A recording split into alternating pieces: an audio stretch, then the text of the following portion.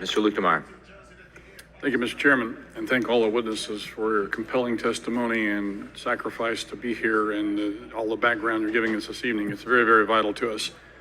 One of the numbers that has come across my desk is that in order for the Chinese Communist Party, i.e. government, to continue to oppress their people, to surveil them, detain them, and put them in detention camps, it takes about $300 billion a year. Is that a figure that you've heard before, could verify at all? Dr. Zenz, perhaps? Mr. Turkel? Is it close? Do you have an idea? I think that figure is close. Here's why I think it's a reasonable number. When you look back, the time that they start building those over 400 camps and installing those cameras, they invested zillions of dollars, and now this become a political economy. This is why they've been aggressively exporting their digital surveillance equipment. We're talking about more than 80 countries around the world that include some democratic nations, adopting the Chinese surveillance, and also the exportation of slave labor produced products, also part of their political. You made my point. Thank you very much for that. The point is that it takes billions of dollars a year for them to do this. So where do they get the money from?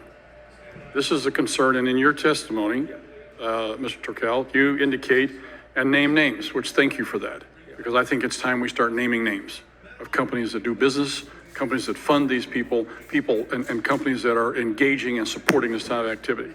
You name Vanguard, BlackRock, HSBC, Fidelity, and other pension funds.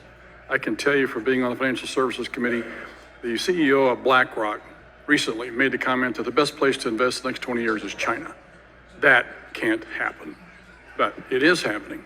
And those guys should be responsible, as you just said a while ago, for that sort of activity.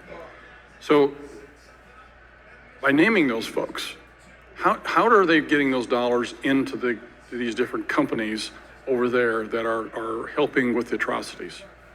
They raise funds. One of those companies in the midst of pandemic was bragging about raising $140 million in China, just China alone. Ray Dalio, he was publicly acknowledging that his business is thriving. And also hedge funds, venture capitalist firms in Silicon Valley are still making zillions of dollars. You know, one of the things back in 2020, there were 1,000 Chinese companies on our stock exchange. And then the United States invested $1 trillion in those companies. $1 trillion. We put in place a provision that said they had to be audited every 2 years, because many of them are shell companies, and they're just running the money through those companies into the government. And that alone knocked almost 3/4 of those companies off the list. So as of January 9th, that list is 252. But we're still investing in the company, in this country. Our trade deficit's $383 billion. That's enough to keep the government funded to be able to detain and oppress their own people. How do you get the message across the American people that we've got to stop looking to Chinese products? We've got to start looking for our own, be willing to pay an extra $1 or $2 or $10, whatever it is, for an American-made product or a product made somewhere else in the world versus that of a Chinese-produced product. Borrowing a quotable line from Undersecretary Silvers, I believe forced labor is a cancer on value. American people need to stop purchasing knowingly.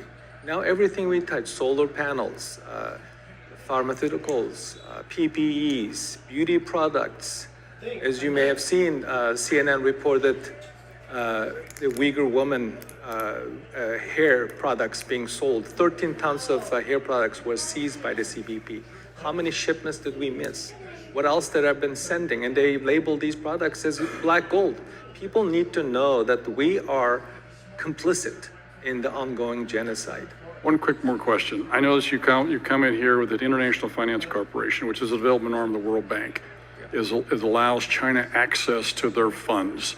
And technically, in order to be able to do that, they are supposed to be a developing nation, which they are no way that they're there at this point. How would you suggest us to fix that problem? The World Bank and IFC have been funding entities that are building those camps. years ago. They are funding the entities that are World directly Bank- building these camps. Is that what There is you're an entity called XPCC, Xinjiang Production Construction Corps, that were using funds from the World Bank. There were hearings held in the United States Congress years ago. People didn't pay attention to it. And this is the entity that the US government sanctioned under the Global Magnitsky Act, and also largely responsible for the ongoing forced labor practices. Fantastic. Thank you so much. I yield back. Thank you. And I commend the